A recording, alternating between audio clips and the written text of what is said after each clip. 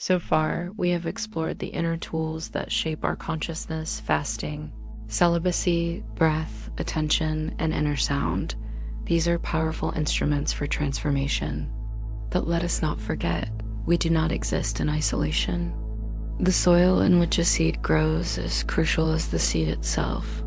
Your environment, the people you encounter, the spaces you inhabit, the vibrations that surround you, all play a profound role in awakening and sustaining your inner energies. Just as a plant needs the right conditions to flourish, your inner growth requires a supportive outer world. Let us look at 5 key aspects of your outer life that can either hinder or accelerate your inner journey. First, the company you keep. The human system is not a closed container. It is porous, constantly absorbing and exchanging energies with its surroundings. Have you noticed how quickly you pick up the mood of those around you? Sit with someone anxious and soon you feel restless. Spend time with someone serene and your own breath naturally calms. This is why the sages have always emphasized satsang, the company of truth seekers. It is not about finding perfect people, but about consciously choosing to be around those who uplift you, who remind you of your higher possibilities. Not through preaching or moralizing, but simply through the fragrance of their being. At the same time, observe what company drains you, what interactions pull you back into unconscious patterns and compulsions. Your associations are not trivial. They are nourishment for your inner journey. Choose them with awareness. Next, look at the space you create around yourself. Is your living space cluttered, noisy, chaotic? Or does it reflect clarity, openness, and a sense of purpose? The space you inhabit is not separate from you. It speaks back to you, shaping your inner state. A room filled with distractions creates distraction within.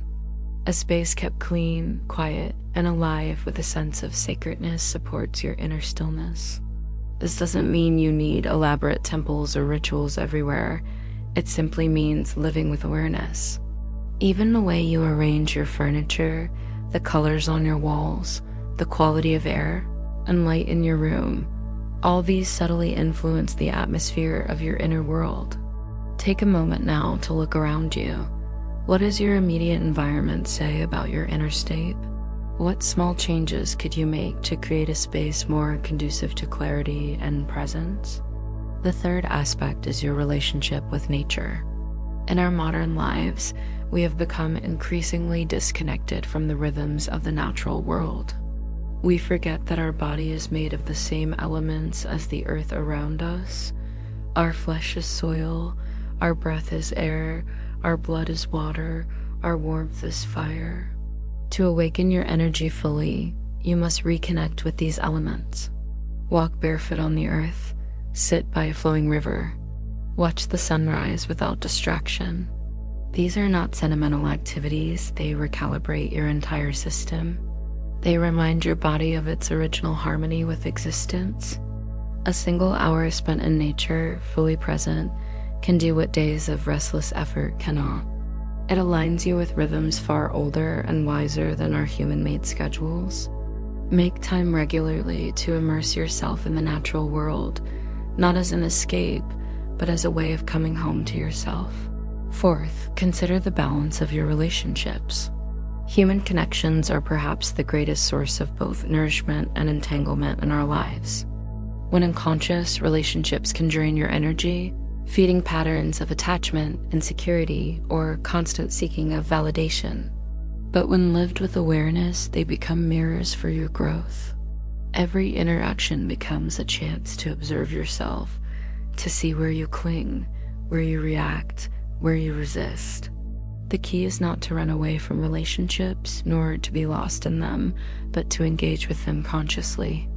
When you bring presence to your connections with others, they stop being compulsions and start becoming collaborations for mutual growth. Look at your closest relationships. Are they energizing or depleting? Do they challenge you to grow or keep you stuck in old patterns? Remember, it's not about finding perfect people, but about relating to the people in your life with more awareness and intention. Finally, pay attention to the rhythm of your daily life.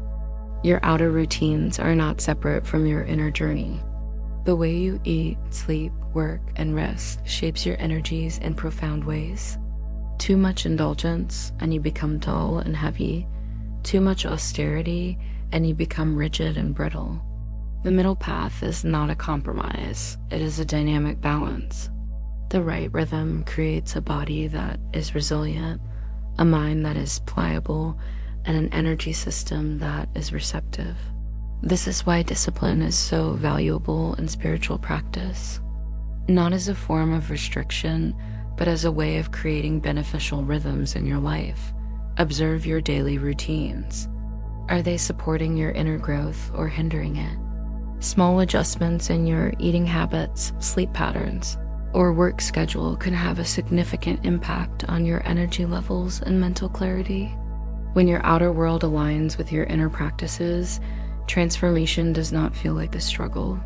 It feels natural, like a river flowing downhill.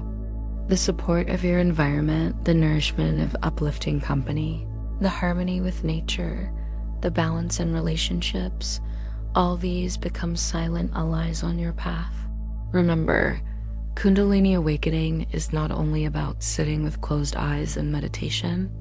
It is about living with open eyes, consciously shaping every dimension of your life into fertile ground for energy to rise.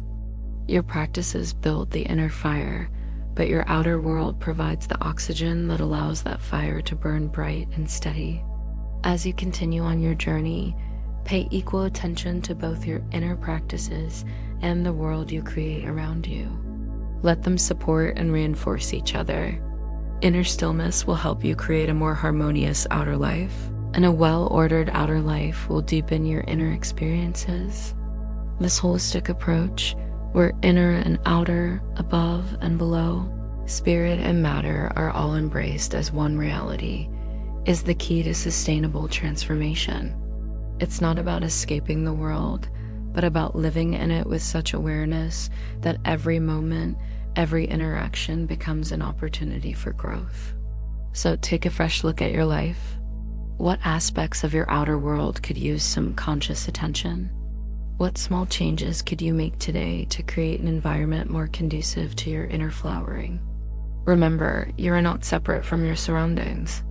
As you transform yourself, you transform your world. And as you create beauty and harmony around you, you nurture the seed of consciousness within. Your journey is not just about reaching a destination. It's about becoming so alive, so aware, that you turn your entire life into a living meditation. When inner practice and outer living merge seamlessly, that is when true awakening begins. And that awakening is not just for you. It ripples out, touching and uplifting all of life around you.